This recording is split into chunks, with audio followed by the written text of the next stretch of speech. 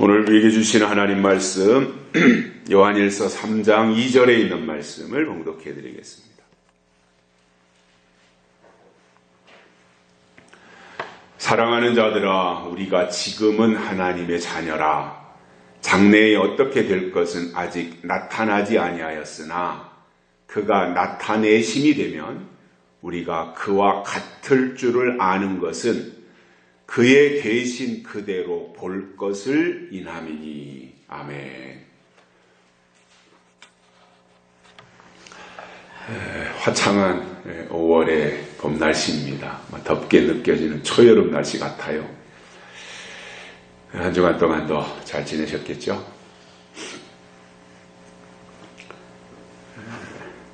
사람은 어떻게 사느냐 이것도 중요하지만 그보다 먼저 목표와 목적을 어디에 두느냐 이게 더 중요하고 그것에 따라서 행동과 삶의 방향이 나타나기 때문에 인생의 목표를 먼저 선정하는 것이 다른 것보다도 우선돼야 된다, 그런 생각을 가지게 됩니다.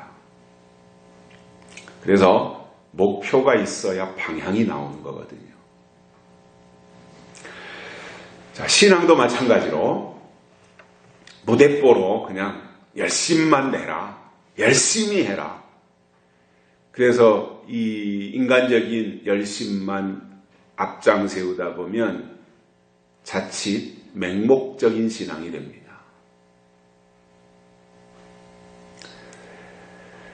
그러면 그러한 사람은 나중에 가서 허탈해져요. 맹목적인 신앙은 결국은 허탈해져요. 왜냐? 목적도 목표도 방향도 내용도 없기 때문이에요. 그래서 중요한 것은 먼저 신앙의 방향을 설정하는 거예요. 그리고 목표를 정하고 거기에 맞는 성경 지식을 습득한 후에 자기의 역할을 찾는 것이 필요하다, 이렇게 생각을 합니다. 목표를 분명히 정하고 그리고 그 모든 것이 다 하나님을 아는 지식, 성경 지식에서 바탕이 되어서 나올 때, 그리고 그거를 근거로 할 때 그 이후에 행동하는 모든 것들이 다 의미가 있다라는 것입니다. 제가 최근 들어서 이런저런 이제 신앙적인 생각들을 하면서 또 나름대로 정리가 되는 것은, 젊었을 때는 신앙을 굉장히 광범위하게 큰 그림을 그리려고 무조건 크게 생각하고 복잡하게 생각을 했었어요. 근데 이제 나이가 들면서 가지는 생각은 그것보다는 괜히 도달하지도 못할 것을 복잡하고 크게 이렇게 신앙의 범위를 정하다 보면 이도저도 안 되기 때문에 단순하게 생각하고 간단하게 생각을 해서 내 목적의 목적이 주님이 되는 것이다, 이렇게 생각을 하고 하나님이 하실 일에다가 내 방향을 맞추고 가면, 주파수만 하실 일에다가 맞추고 있으면 되겠다. 뭔가 내가 내 의도를 가지고 뭔가 열심히 하는 것도 때로는 필요하지만 그것보다는 근본적으로 하나님이 하실 일이 무엇이냐, 내 목적의 목적이 어디에 있느냐, 나를 과시하기 위한 것이냐, 내가 세상적으로 유명해지는 것이냐, 내가 성공하는 것이냐, 내가 출세하는 것이냐, 이것이 아니라 내 목적의 목적이 하나님이 되어지는 것, 그리고 내 삶의 방향이 하나님이 되는 것, 그리고 내가 이 땅에서 중요하게 생각할 것은 하나님이 하실 일, 거기에다가 방향을 맞추고 있으면 그것이 뭔가 움직이고 뭔가 더 크게 활동하는 것보다 우선되는 것이 아니겠는가, 그런 생각을 가지게 됩니다. 모세는 120살이 되었어도요, 하나님을 갈망했다, 이렇게 돼 있어요. 그래서 저도 모세처럼 나이가 들수록 점점 더 하나님을 갈망하며 살아야 되겠다라는 생각을 가지게 됩니다. 좀 더 성숙해진 건지 아니면 나이가 들어서 의욕이 떨어진 것인지 이런 생각들도 하지만 나름대로는 그래, 모든 방향을 거기에다 두고 가야 되겠다, 이런 생각들을 가지게 됩니다. 자, 오늘 본문 말씀을 우리는 다 지금 그 히브리어, 헬라어, 라틴어 이런 것에서 이제 번역된 것을, 우리가 한글로 번역된 것을 우리가 보는데, 이 번역 전에 중국으로 먼저 성경이 들어가서 중국에서 한문으로 번역된 것을 한국으로 가져와서 한글로 번역한 거예요. 그러니까 원문이 다른 나라 말로 번역된 것을 다시 가져다가 번역한 거예요. 물론 영어 성경도 다 참고했을 것이고. 그런데 성경 번역본 중에 가장 원문에 근접한 번역본을 킹 제임스 성경이라고 그래요. 킹 제임스 성경. 그 킹 제임스 번역인데, 그 번역을 보면 오늘 본문을 이렇게 적어놓고 있습니다. 사랑하는 자들아, 이제는 우리가 하나님의 아들들이라. 우리가 어떻게 될 것인지는 아직 나타나지 아니하였으나 그가 나타나시면 우리가 그와 같이 되리라는 것을 아노니 이는 우리가 그분 그대로 그분을 볼 것이기 때문이라. 이렇게 돼 있다는 거예요. 우리가 지금 보고 있는 것이 개역 성경을 보고 있는데, 우리가 보고 있는 이 성경보다 킹 제임스 성경을 번역한 것이 조금 더 이해가 쉬운 것 같아요. 그래서 오늘 본문을 통해서 우리가 어떻게 예수님을 닮을 것인가, 오늘 제목이 예수님을 닮는 신앙인데 어떻게 우리가 예수님을 닮을 것인지에 대해서 세 가지를 깨닫고 은혜를 받겠습니다. 첫째로, 하나님의 자녀로 태어나야 됩니다. 자, 오늘 본문에서 이렇게 말합니다. 사랑하는 자들아, 우리가 지금은 하나님의 자녀라. 이렇게 되어 있습니다. 하나님의 자녀라. 자, 가장 확실한 방법은 자녀로 태어나는 거예요. 그죠? 가장 확실한 방법.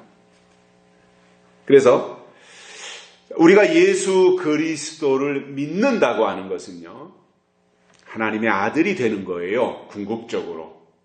하나님의 아들이 되는 거예요. 그런데 이 아들이라고 하는 것은 내가 되고 싶다고 해서 되는 것이 아닙니다. 내가 아무개를 아버지로 두고 내가 그 아버지의 아들로 내가 태어나야겠다. 그래서 내가 아버지를 선택할 수 있는 권한이 없잖아요. 자식이 아버지를 선택할 수 없잖아요.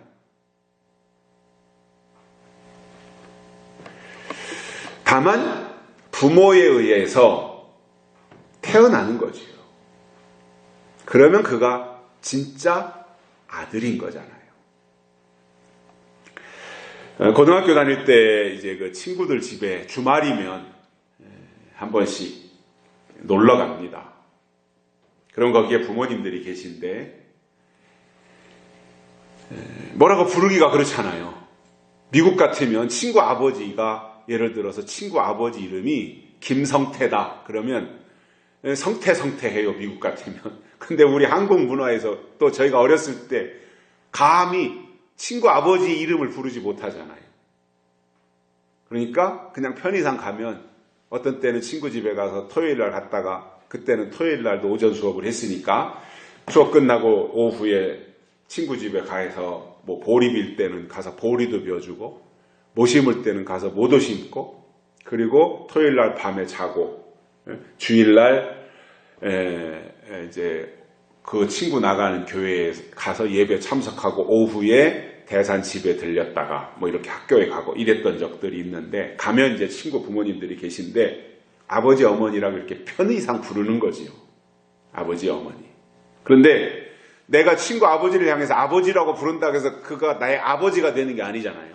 어머니라고 부른다고 해서 내 어머니가 되는 게 아니잖아요. 그런데 친구 집에 가서 아버지 어머니 부를 때 그 아버지 어머니 하는 그 말 앞에는 생략된 것이 있어요.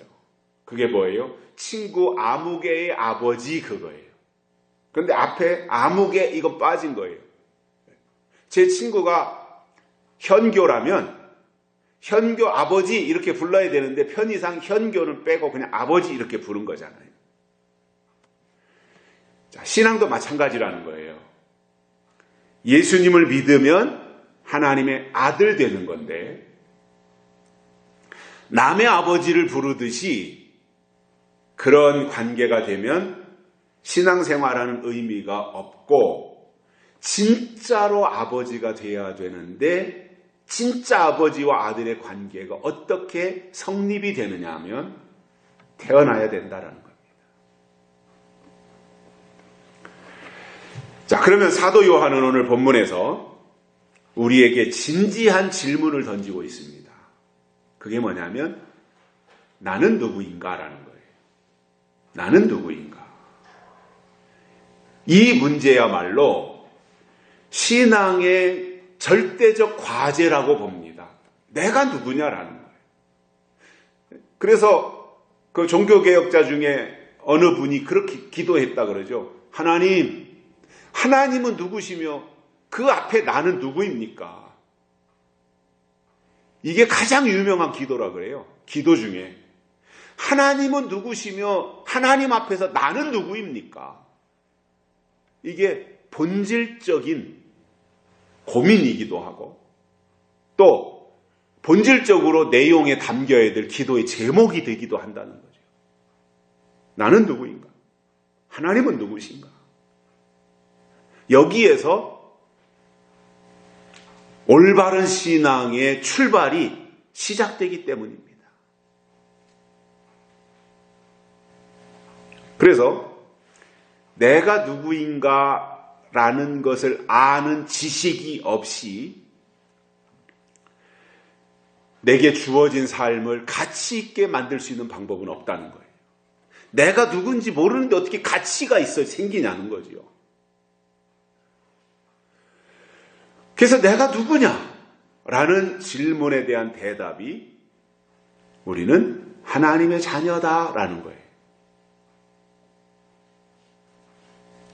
그래서 우리가 있어야 될 자리는, 우리가 있어야 될 위치는 하나님의 자녀, 즉 하나님의 아들이라는 자리여야 된다 그 말이에요. 그 위치에 있어야 된다라는 거예요. 이 신분을 망각하면 안 된다라는 거죠. 그런데 아들의 입장에서 볼 때 갓 태어나도 아들이고 그 아들이 다 성장해서 장성한 자가 되어도 아들이잖아요. 부모 입장에서는. 그런데 아들의 입장에서 볼 때는 아들이 어렸을 때는 아무것도 몰라요. 부모의 이름도 몰라요. 또 우리의 부모의 직업이 뭔지도 몰라요. 어린애가 그걸 어떻게 알겠어요? 그런데 좀 커서 중고등학교 정도 다닐 나이가 되면 내 아버지가 누구시냐를 알게 되잖아요.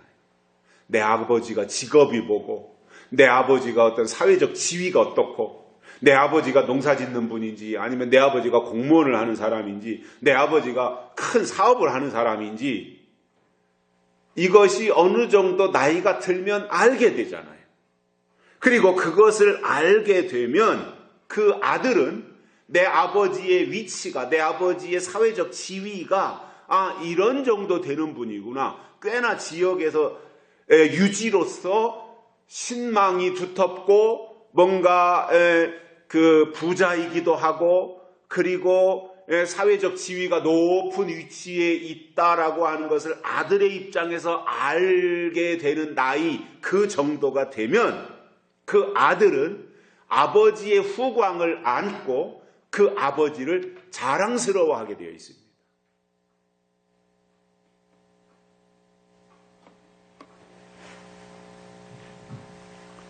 마찬가지로 내가 하나님의 아들이라고 할 때 하나님 아버지는 최고로 존엄한 분이에요. 최고로 크신 분이에요. 그런데 그 하나님과 나와의 관계가 정말 아버지와 아들의 관계가 만들어졌고 내가 그 하나님의 아들로 태어나서 이제 철이 들고 나이가 들고 그래서 내 아버지가 누구고 내 아버지가 얼마나 위대한 분인가를 알고 난 상황에서 그 아버지를 자랑스러워하지 않겠냐 말이죠. 높이지 않겠냐 말이죠.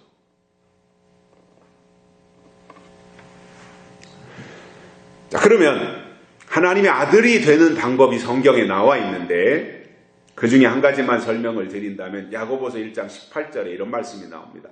그가 그 조물 중에 우리로 한 첫 열매가 되게 하시려고 자기의 뜻을 쫓아 진리의 말씀으로 우리를 낳으셨느니라 이렇게 되어 있습니다.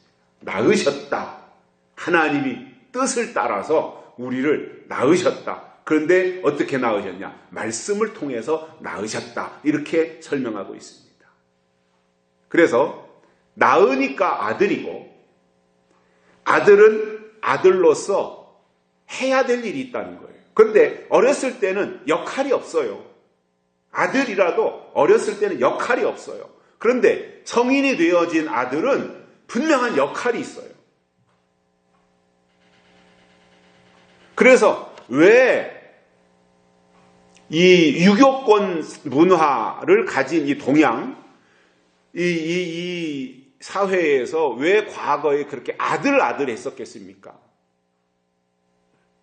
그것은 뭐 혈통을 지킨다든가, 가문의 대를 잇는다든가, 아니면 어떤 그 유교 문화라는 게 제사 문화인데, 조상에 대한 제사를 잘 지낸다든가, 묘를 잘 돌본다든가, 이런 것들에 대한 역할을 아들이 하기 때문에 유교 사회에서는 그 어느 때보다도 아들 했던 거예요. 근데 지금은 이제 그 아들 선호 사상이 완전히 다 거의 무너졌지요.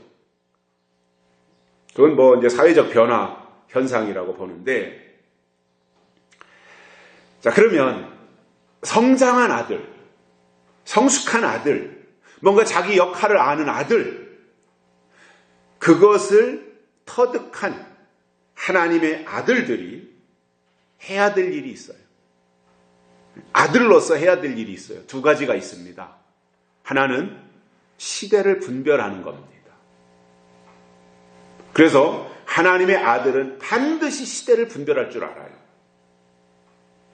또 하나는 미혹을 물리치는 거예요. 그래서 잠언에 보면 솔로몬이 그의 아들에게 아들아, 내 아들아, 내 아들아, 내 아들아 계속 반복해서 하면서 이렇게 하지 말아라, 저렇게 하지 말아라, 이런 다양한 얘기들을 하는 가운데 한 가지가 뭐예요? 음녀의 미혹을 물리쳐야 된다. 그 이야기를 잠언에서 솔로몬이 아들에게 해주는 거예요. 그래서 아들은요, 미혹을 물리칠 수 있어야 돼요. 그래야 하나님의 혈통을 올바로 이어갈 수 있는 거예요. 그리고 나서 요한은 중요한 결론을 내리는데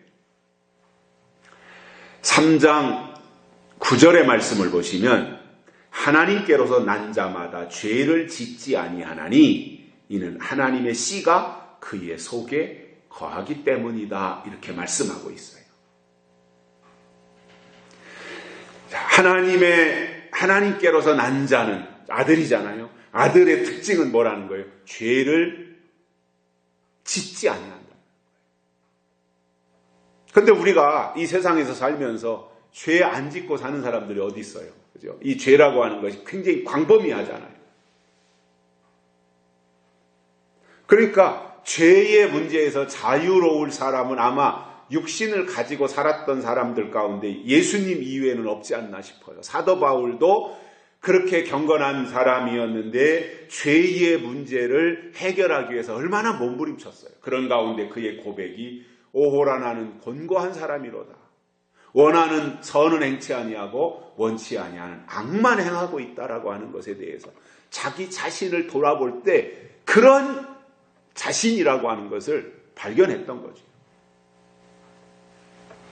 그래서 인간의 어떤 속성 가운데에 육성을 가지고 있는 한 죄의 문제에서 자유로워질 수 있는 사람은 없다고 봐요. 왜냐? 너무나 광범위하기 때문에. 그래서 이것을 축소시켜서 그러면 죄를 짓지 않는다고 할 때 여기서 요한 사도가 말한 이 죄라고 하는 것이 뭐냐면 하나님의 뜻을 대적하는 죄를 짓지 않는다. 그렇게 축소시켜서 설명할 수 있겠다 그 말이에요.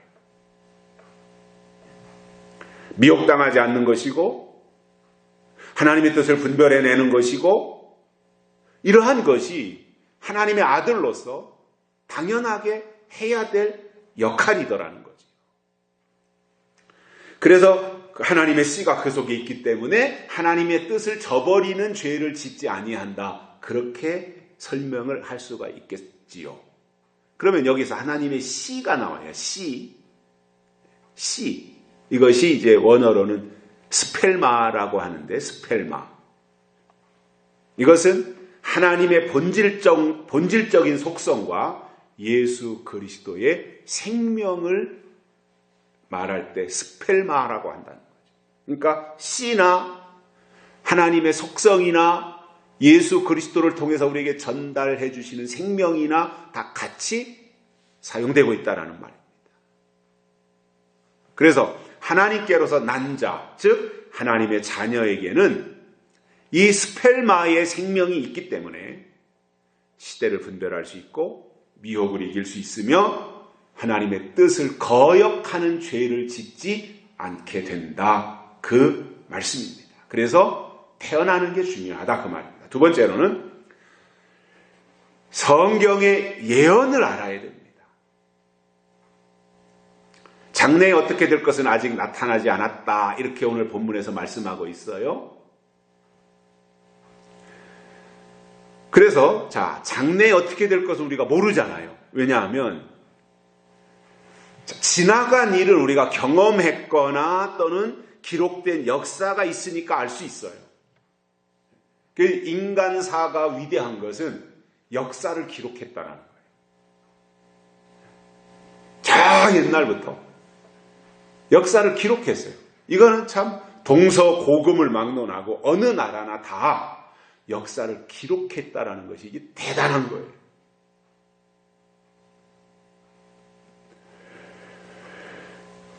그런데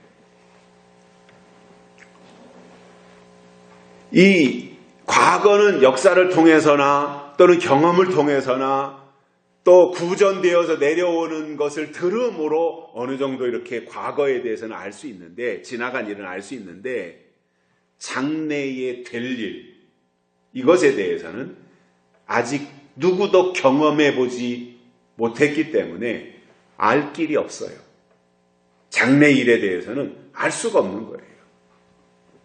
자, 그러면 우리가 성경이라고 하는 것을 볼 때 성경은 된 일과 될 일로 되어 있어요. 그래서 된 일을 역사라고 부르고 될 일을 예언이라고 부릅니다.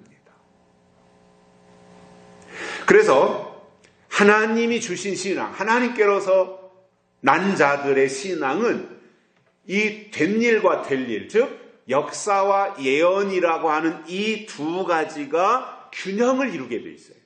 치우치지 않고 잘 균형을 이루어서 그 두 가지가 함께 공존하고 있는 겁니다. 그러니까 치우치지 않아요. 자, 그러면 구약시대의 사람들로 우리가 돌아가서 보면 그들에게는 예수님의 초림이 예언이었어요. 구약시대에 살았던 사람들에게는 초림이 예언이었어요. 근데 예언은 구약시대 사람들에게 예수님의 초림은 받아들이기가 쉽지 않아요. 왜냐? 아무도 경험해보지 않는 사실이기 때문에. 그러다가 때가 되어서 예수님이 이 땅에 오셨을 때는 예언이 이루어졌고 말씀이 응한 겁니다. 그런데 구약에서 예수님이 메시아로 오신다고 하는 예언이 있을 때 예언을 믿지 않았던 구약 시대의 사람들이 그 예언이 이루어져서 오신 예수님을 받아들일 수 있었겠느냐라는 거예요. 말씀이 먼저, 예언이 먼저 왔을 때 예언을 안 믿은 사람들이 실체가 나타났을 때 믿겠느냐 말이에요.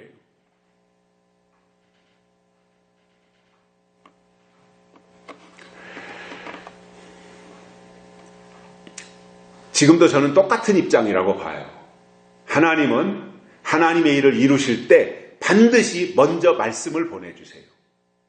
그리고 때가 되면 그 말씀이 이루어져서 실체가 나타나게 되어져 있어요. 또 지금까지 하나님이 그렇게 일을 해오셨어요. 그런데 지금 이 시대를 살고 있는 사람들이 앞으로 어떤 일이 이루어질 것이라고 하는 것에 대해서 사실상 이해하고 받아들이기가 쉽지 않습니다. 특히 성경에 관련되어져서 세상 과학은 그렇게 뭔가 근거를 제시하고 그렇기 때문에 받아들이는 것이 어느 정도 지식적인 동의가 이루어지는 것이 수월하겠지만 신앙적인 부분은 이게 영적인 것이 되다 보니까 그것을 인정하기가 쉽지는 않은데 그럼에도 성경은 예언에 대해서 중요한 가치를 부여하고 있더라는 거예요. 그래서 하나님의 사람들에게 있어서 예언은 굉장히 중요한 몫을 차지하고 있는 거예요.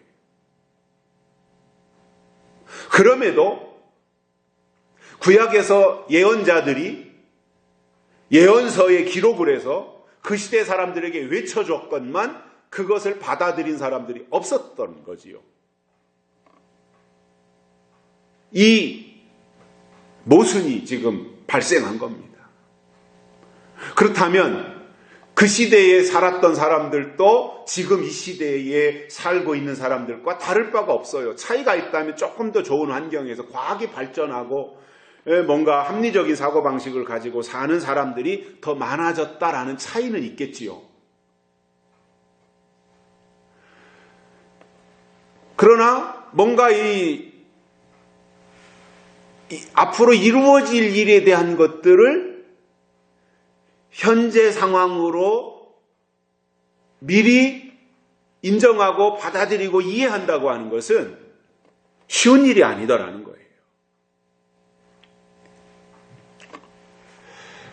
그러면 이런 생각을 한번 가져보고 진행을 해보는 것이 좋겠어요. 구약시대의 사람들에게 예수님이 초림하시는 것은 분명한 예언이었어요. 예언. 그리고 그 예언이 때가 되니까 요셉과 마리아를 통해서 태어나심으로 오셨어요. 그런데 사람들은 그것을 인정을 안 했던 거예요. 왜냐? 메시아가 오시는 것은 자기들 나름대로 환상을 가지고 있었던 거예요. 굉장히 멋있는 모습으로 장엄하게 메시아가 오시는 것이 정말 하늘에서 불말과 불병거를 동원해서 장도에 올라가지고 굉장히 황홀한 모습으로 이 땅에 오실 것을 그렇게 막연하게 생각을 하고 있었던 거죠. 그러다 보니 요셉과 마리아를 통해서 마국간에 태어나신 예수가 메시아로 인정한다고 하는 것은 불가능했던 겁니다.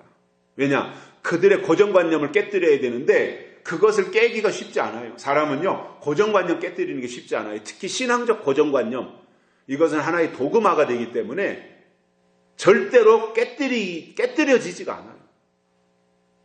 그래서 저도 이렇게 주변의 사람들을 보면 우리가 볼 때는 터무니없는 주장을 하는 이단에 빠진 사람들이 주변에서 간곡하게 얘기해서 어떻게 해가지고 거기서 구출작전을 해가지고 나왔어도 며칠 지나면 도로 그런 부류로 휩쓸리는 것이 뭐냐? 사람이요, 이 고정관념에서 탈피한다는 게 쉽지 않아요. 그래서 건전한 신앙, 건전한 사고방식을 가지고 합리적인 사고방식을 가지고 사는 것이 중요해요. 저는 이 사회도 똑같다고 봐요. 지금은 이 사회가 이념에 휩쓸려가지고 진영 논리로 가고 있잖아요, 지금. 그래서 좌파냐 우파냐 이렇게 가는데 절대로 우파의 생각을 좌파가 깨뜨릴 수 없고 좌파가 가지고 있는 근본적인 생각을 우파가 깨지 못해요. 그냥 그렇게 갈 수밖에 없는 거예요. 서로 공격하면서. 원래는 양쪽이 좌파와 우파가 힘을 합쳐서 국익을 생각하고 국가의 미래 비전을 생각하고 같이 국민들에게 정치하는 사람들이 좌파든 우파든 그렇게 해서 비전을 제시하고 이렇게 가야 되는 것이 정상인데 우리나라는 공격하는 겁니다. 서로 상대방을 싸잡아서 공격해가지고 아주 상대방을 짓밟아버리고 자기네들만 잘났다고 하는 이것이 우리나라의 정치의 현 상황이고 이념적 불행한 일이라고 봐요.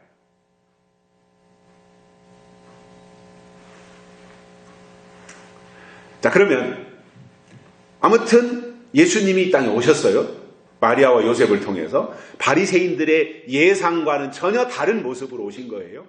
유대인들이 상상을 깨버리고 예수님이 이 땅에 오신 거예요. 그러면 아무튼 이유야 어떻든 하나님의 약속이 예수 그리스도가 이 땅에 오심으로 이루어졌어요. 그러면 예수님이 오셨으니까 구약에서 메시아가 오시리라고 했던 예언은 이루어졌어요. 이제 예수가 오심으로 완성이 된 거예요. 더 이상 예언이 아니에요. 메시아가 오시리라고 하는 것은 예수님이 베들레헴 말구유에서 태어나는 순간 예언이 아니에요. 이제 이루어진 거예요. 그리고 예수님이 메시아로 오시리라고 하는 예언은 없어진 거예요. 왜냐? 이루어졌으니까. 더 이상 예언이 아니니까.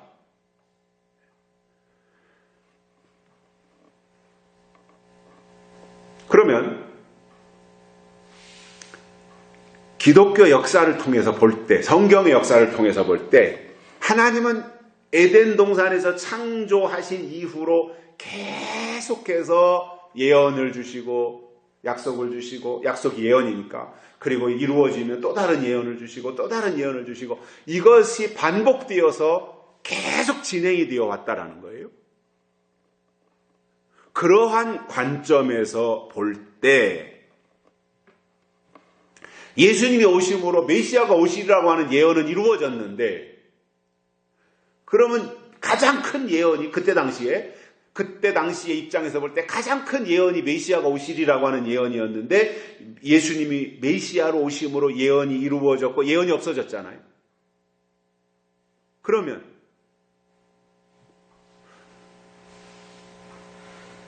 그 예수님이 초림하심으로 기독교 모든 역사가 다 완성되어지고 끝났다면 상관이 없는데, 예수님이 오신 것은 구약시대를 끝내고 신약시대, 은혜시대를 이루어 놓는 출발점이었다는 거죠.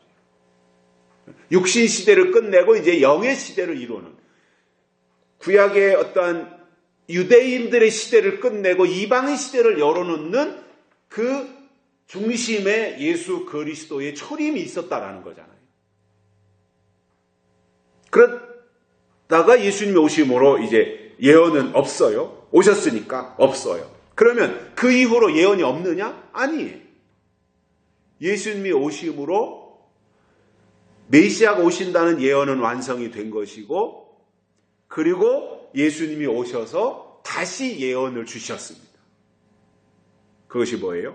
성령을 받으라는 거였어요. 성령을 받으라. 때가 되면 너희에게 보내주실 것이 있다. 내가 가는 것이 너희에게 유익하다. 내가 가면 너희에게 약속한 보혜사 성령을 보내주실 것이다. 그래서 나하고 같이 있을 때는 내가 보혜사였는데, 예수님이 보혜사였는데, 예수님은 이제 승천하셔서 하늘로 가셔야 되고 처소를 예비하러 가셔야 되고, 내가 가면 다른 보혜사를 보내주겠는데 그것이 성령을 보내주시겠다라고 하는 약속이었고, 그 약속을 500여 명이나 되는 사람들이 받아들였고, 예수님이 승천하신 이후에 그 약속을 가지고 마가다락방에 들어가서 기다리다가 380여 명이 떠나가고 120명이 남아있다가 약속하신 성령 보혜사를 받은 거였잖아요. 그러면 성령을 보내주신다고 하는 이 성령을 받아야 된다고 하는 이 약속도 이루어졌어요.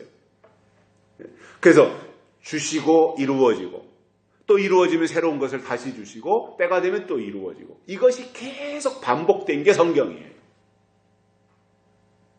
그래서 역사도 중요하고 예언도 중요하다. 이렇게 보는 거예요.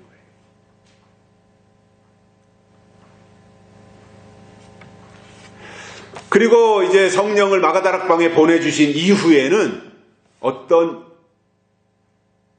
예언을 주셨느냐 하면 예수님이 다시 오신다라는 예언을 주신 거예요. 그래서 은혜시대 때는 이 두 가지 예언을 가지고 사는 거예요. 예수님이 초림하시고 승천하신 이후에 성령을 받아야 되는 것과 다시 오실 예수 그리스도를 기다린다고 하는 이 두 가지가 핵심인 겁니다. 그래서 예수님이 다시 오신다라고 하는 것에 대해서 이것이 이제 재림신앙을 예언으로 받는 것이고 이것에 대한 구체적인 말씀이 요한계시록에 나타나는 거지요. 자, 세상 사람들도 보면 지나간 과거보다는 현재가 더 중요하다 이렇게 생각을 합니다. 과거보다는 현재가 중요하다. 또 좀 더 의식이 깬 사람은 현재도 중요하지만 미래는 더 중요하다 이렇게 생각합니다. 그래서 정말 앞서가는 사람들은 누구냐 하면 미래에 투자하는 사람이에요. 누가 그렇게 해요? 이 땅에서 앞서가는 기업은 다 3년, 5년, 10년, 15년을 내다보고 미래에 투자하는 것이에요. 삼성전자가 세계적인 기업인데 삼성전자는 미래에 대한 투자를 과감하게 하는 것입니다. 그래서 기업이 돈을 버는 것은 현재 있는 것만 가지고는 그때 잠깐 2, 3년 돈 벌어먹고 끝나는 거예요. 그런데 정말 부가가치가 어디에 있느냐? 미래에서 나오는 거예요. 아직 아무도 가보지 않은 곳, 아직 아무도 개척하지 않은 곳, 미개척 분야, 신대륙과 같은 그러한 새로운 분야에 미리 연구하고 미리 투자하는 거잖아요. 그래야 거기에서 돈이 나오는 것이고 구매 심리를 이끌어낼 수 있는 것이고 그러니까 기업은 미래에다가 투자하는 거예요.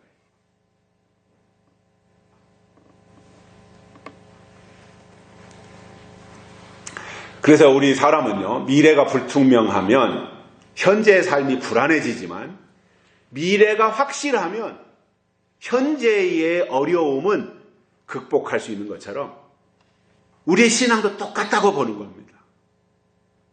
미래에 대해서 성경을 근거로 확실한 결론을 가지고 있다면 그는 현재의 고난은 장차 나타날 영광과 좋게 비교할 수 없도다. 바울의 고백처럼 극복할 수 있어요. 이겨낼 수 있는 거예요. 그래서 장래에 대한 말씀을 알려주는 것이 중요하고 장래사를 성경을 통해서 깨달았다면 그 신앙은 올바르게 갈 수 있어요. 그래서 우리의 신앙이 과거에 얽매여 있거나 실타래에 엉키듯이 과거에 얽매여 있거나 현재에 집착할 것이 아니라 장래를 바라보면서 하나님이 하실 일과 하나님이 이루실 일을 사모하고 아직 어떻게 될 것에 대해서는 우리가 속속들이 나타나지 않아서 알지 못하지만 예언의 말씀을 가슴에 담고 하나님과 동행하는 삶을 살아가는 것이 성숙한 신앙의 자세라는 것입니다. 세 번째로는 동질이 되고 닮아야 된다라는 거예요. 동질이 돼야 돼요. 질적으로 같아야 되는 거예요. 그래서 오늘 말씀에서 그와 같을 줄을 알게 된다 이렇게 말씀했는데 그때가 언제냐는 거예요. 그때가. 성경이 이렇게 되어 있습니다. 그가 나타내심이 되면 이렇게 되어 있어요. 그가 나타내시면 즉 예수님이 다시 오시면 우리가 그와 같이 된다 이 말씀이에요. 굉장히 큰 말씀이에요. 이거 엄청난 거예요. 골로새서 3장 4절에 보면 우리 생명이신 그리스도께서 나타나실 그때 너희도 그와 함께 영광 중에 나타나리라 이런 말씀이 있어요. 부모와 자식은 닮게 되어 있습니다. 외모가 닮아요. 또 좋아하는 기호가 닮아요. 성격도 닮아요. 기질도 닮게 되어 있어요. 그가 가지고 있는 소질도 닮아가지고 태어나게 되어 있어요. 왜냐하면 그 혈통, 그 유전자를, DNA를 이어받았기 때문에 그런 거죠. 마찬가지로 우리가 하나님의 자녀라면 하나님과 외모가 닮아야 될 뿐만 아니라 속에 가지고 있는 기질도 닮아야 된다. 성품도 닮아야 된다. 하나님의 성품을 우리가 닮아야 된다라는 것이고요.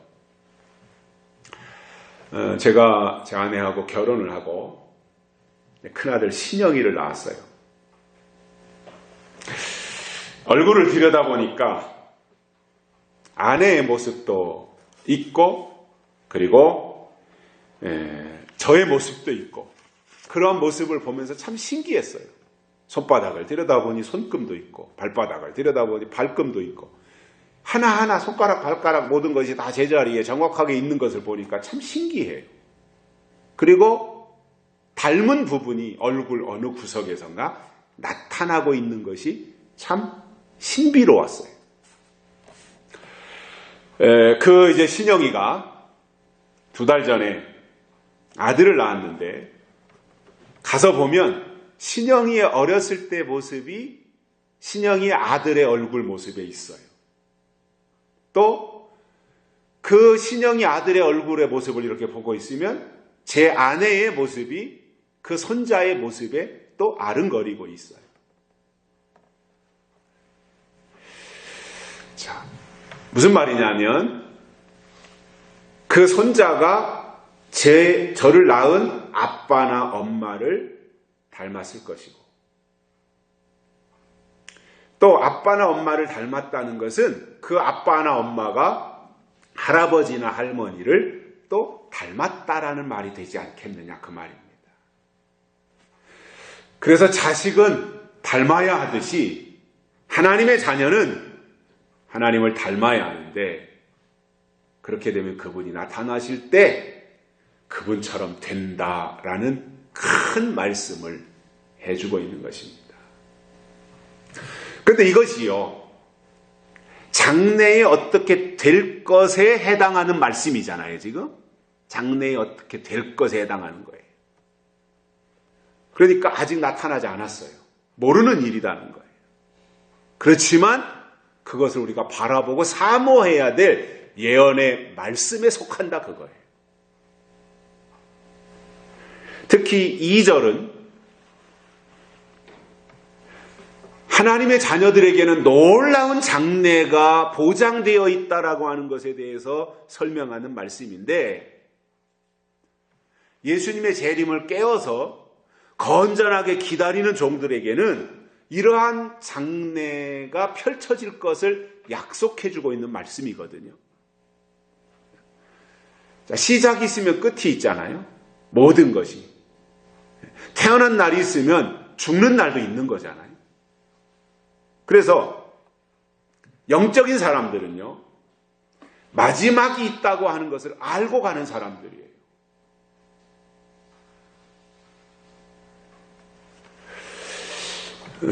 그런데도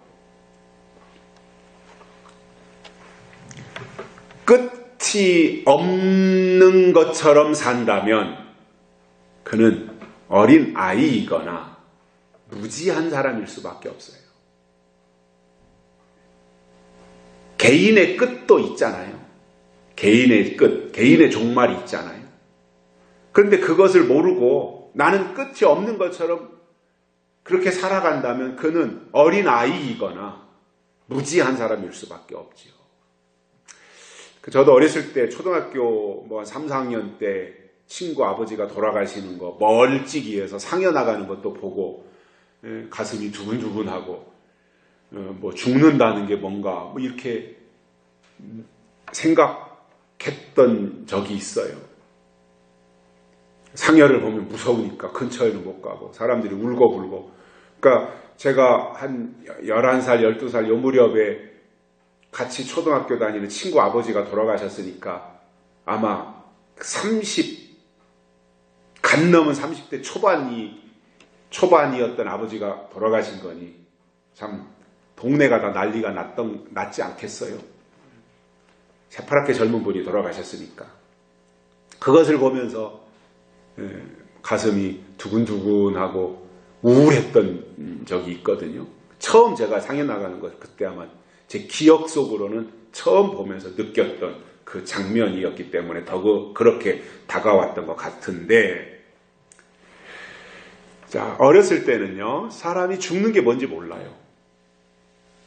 왜 죽어야 되는지, 죽음이라고 하는 것이 뭔지 몰라요. 그리고 어렸을 때는 그 죽음이라고 하는 그림자가 나에게는 안 올 것처럼 생각을 해요. 나하고는 아무 관련이 없는 것처럼 생각하고 사는 거예요. 그런데 나이가 들수록 죽음이 남의 일이 아니구나 하는 것을 알면서 언제든지 나에게도 닥칠 수 있는 것이다는 것을 깨닫게 되는 겁니다. 그런데 오늘 이 시대의 신앙인들을 보면 개인의 종말이 올 것은 알아요. 내가 언제 죽을 건 알아요. 개인의 종말이 올 것은 아는데 시대의 종말이 오는 것에 대해서는 모르고 있다라는 거예요. 그러니까 점수로 준다면 50점도 안 되는 거죠. 개인의 종말이 있는 것처럼 시대의 종말도 있다는 것을 알아야 되잖아요. 왜냐? 시작이 있으면 끝이 있는 거잖아요. 하나님이 에덴 동산을 창조하셨고 거기에서 시작해서 출발했다면 끝나는 마지막 종점이 있는 거잖아요. 그런데 왜 개인의 종말은 생각하면서 시대의 종말에 대해서는 관심을 안 갖냐는 거예요.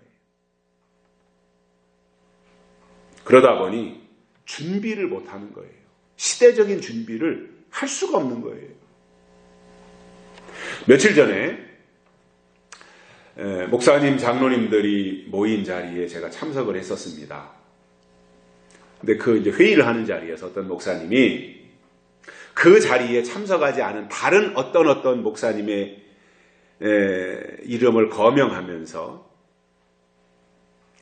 그 사람이 저 대구 쪽에서 목회를 하는 사람인데 종말론을 한다는 말이 들리는데 문제가 된다. 이렇게 말하는 거예요. 제가 그 말을 듣고 깜짝 놀랐어요. 종말론을 말하는 것이 문제가 된다. 제가 그 얘기를 듣는 순간, 아니, 종말론을 하는 게 왜 문제가 된다고 말하지? 조직신학에 분명히 종말론이 나오고 성경에도 분명히 마지막 때에 대한 말씀이 나오는데 왜 문제시하고 있는 거지? 다만 종말론을 하는 데 있어서 시한부 종말론을 한다든지 아니면 비성경적인 주장을 한다면 그것에 대해서는 당연히 제재를 한다든가 문제를 삼을 수 있다고 봐요. 그런데 아직 진의 파악도 아무것도 하지 않은 채 아무개 목사님이 종말론을 하기 때문에 문제가 된다라고 표현을 한다면 저는 그것이 더 큰 문제가 되지 않겠는가 이렇게 생각을 하고 있어요. 왜냐하면 그렇게 말하는 그 사람이 지금 시대적인 감각이 없는 거예요. 자, 인류학자들도 지구의 뭐라고 그래야 돼? 이 나이가 이제 지구의 어떤 연한이 끝에 와 있다고 말하잖아요. 지구학자들이. 또 환경론자들은 지구 시계가 마지막 5분 전에 와 있다 이렇게 말을 해요. 그러니까 모든 사람들이 다 지금 한계에 와 있다, 끝에 와 있다, 말세다, 이런 표현을 하고 있다는 거예요. 그러면 끝에 와 있다라고 하면 끝에 대해서 얘기하는 게 뭐가 잘못된 거예요? 서울에서 기차를 타고 부산에 가는 사람이 이제 서울에서 부산까지 KTX를 타면 2시간 반이면 가는데, 그러면은 출발해서는 뭐 이렇게 눈을 감고 잠을 잔다든가 뭐 책을 본다든가 자유롭게 할 수 있잖아요. 그러면 이제 다 부산역에 거의 도착하게 되면 부산역 도착한 3, 4분 전이 되면 기장이 마이크를 잡고 이제 여러분의 목적지에 도착을 했으니까 이제 다 준비를 하시라고 이렇게 안내 방송을 하는 거예요. 당연한 거잖아요. 거기에 잠자는 사람도 있을 수 있고. 종점이 도착하기 때문에 종점에 대해서 알려주고 준비시키는 것이 뭐가 문제예요? 끝자락에 와 있기 때문에 끝자락에 대해서 끝자락이 이렇게 지금 펼쳐지고 있으니까 이렇게 준비해야 된다. 그거를 설명해 주는 게 뭐가 문제가 되는 거예요? 안 하는 게 문제지. 거기에 단서를 붙인다면 잘못하는 것에 대해서는 분명하게 지적을 해야 된다.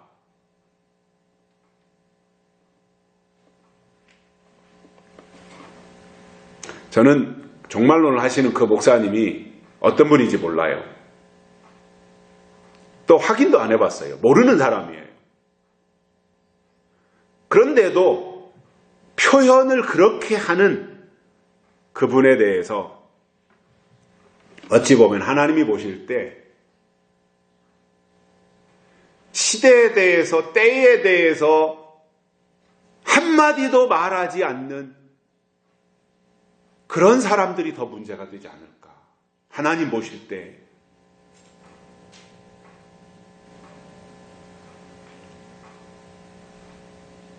의사가 환자를 진단했는데 병이 깊어요. 암 말기가 되었어요. 그러면 그 사람이 이제 더 이상 의학적으로는 살 가능성이 전혀 없다. 그러면 가족들을 불러가지고 가족들에게 이제 3개월 남았습니다. 1개월 남았습니다. 모시고 가서 준비를 하십시오. 또 더 냉정한 의사는 환자를 불러다가, 왜냐 환자가 죽음을 준비해야 되니까 환자에게 냉정하지만 알려주고 준비하게 하는, 이것이 의사의 마지막 도리라고 생각을 해요. 더 이상 살릴 수 없다면 죽음을 준비할 수 있도록 끝을 알려주는 것. 근데 신앙이, 기독교가 분명히 성경에는 끝이 있다고 하는데 끝을 말하는 것을 가지고 문제시 삼는다면 그는 말하지 않는 것이 더 직무유기에 해당이 돼서 더 큰 문제가 되지 않겠는가, 그런 생각을 가지게 되었습니다. 물론 바로 해야 됩니다. 잘해야 된다라고 하는 것을 저는 전제로 하고 하는 이야기입니다. 저는 시한부 종말론 이런 거 극도로 싫어합니다. 또 성경이 없는 것을 가지고 자기 주장을 마치 성경인 것처럼 이렇게 말하는 거, 과대 포장하는 거 별로 좋아하지 않습니다.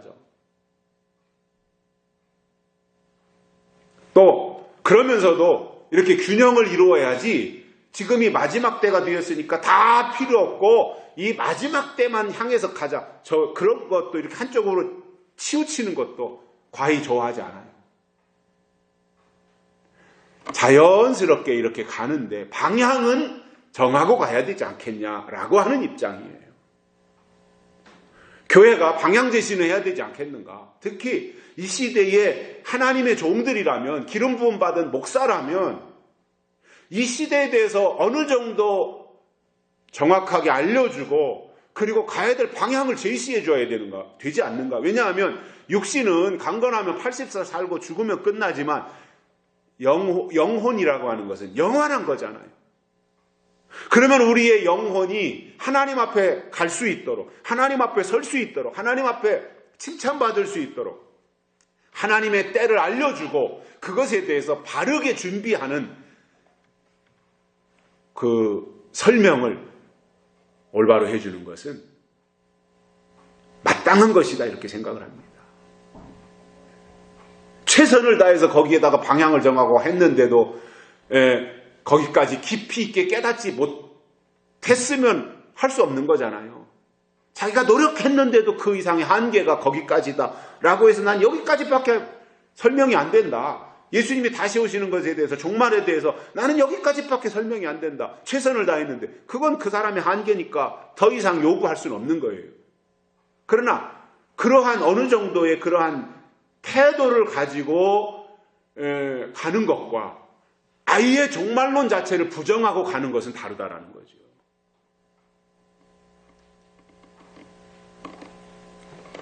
우리가 성경을 통해서 하나님을 믿는 성숙한 신앙인들이라면 장래가 있다는 것을 깨닫고 가자 그거예요. 왜 제가 이렇게 설명을 드리느냐? 오늘 본문에서도 그렇게 설명하고 있잖아요. 장래에 어떻게 될 것은 아직 나타나지 아니하였으나, 이 말은 뭐예요? 나타날 때가 있다는 거잖아요.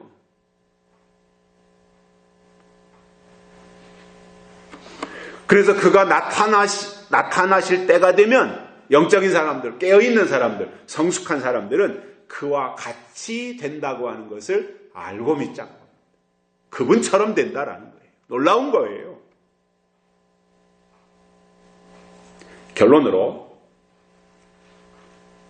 과거에 매달려서 옛날 얘기만 하는 사람들은 꿈도 희망도 비전도 없습니다. 과거에 매달려 사는 사람들은 꿈이 없어요. 또 현재가 중요하다라고 생각하고 현재에 지나치게 집착하는 사람들은 어린 아이이거나 또는 멀리 내다보지 못하는 사람이에요. 그런데 반해서 과거를 토대로 해서 현재에 충실한 가운데 미래를 바라보며 장래에 투자하는 것은 성숙한 사람들이 하는 일입니다. 그게 진짜 지혜로운 사람이에요. 슬기로운 다섯 처녀들이 바로 그러한 영역에 속하는 사람들이라는 거지. 결국 믿음은 하나님의 사람으로 거듭나는 거예요. 하나님의 아들로 태어나는 거예요. 그리고 그렇게 해서 정말 하나님의 아들로 태어났다면 닮아가는 것은 당연한 것이고, 그래서 우리의 삶이 하나님을 향하고 예언의 말씀에 충실해서 주님 앞에 설 때 그와 같아지는 복이 있기를 주의 이름으로 축복합니다. 살아계신 하나님 아버지 감사합니다. 오늘 이렇게 불러주시고 복된 자리에서 하나님의 말씀을 듣게 해주셔서 감사를 드립니다. 우리가 무엇보다도 하나님을 닮아가기를 원합니다.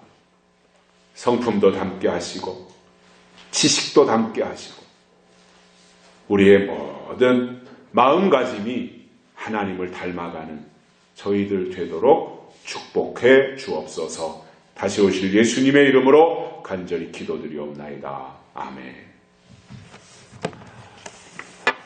342장 보시면서 헌금 드리시겠습니다.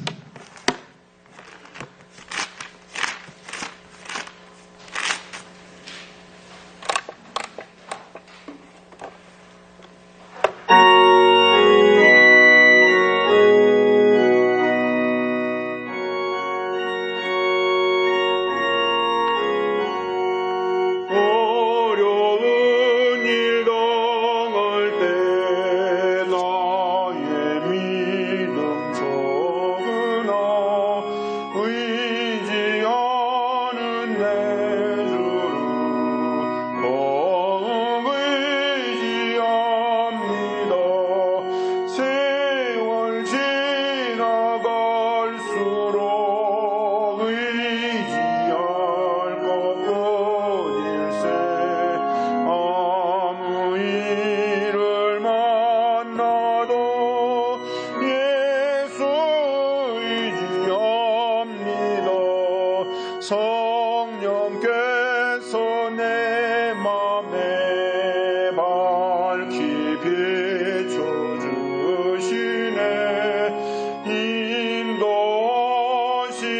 너로